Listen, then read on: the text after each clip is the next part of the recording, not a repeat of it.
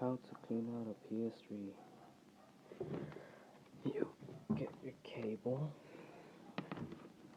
You're supposed to unplug it first. Then you plug it in while you hold that button, the ejection button.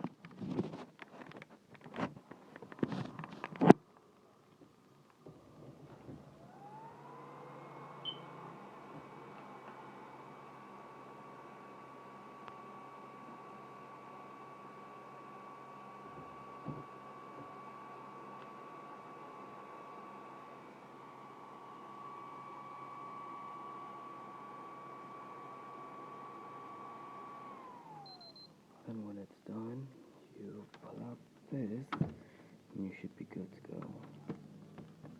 Bye.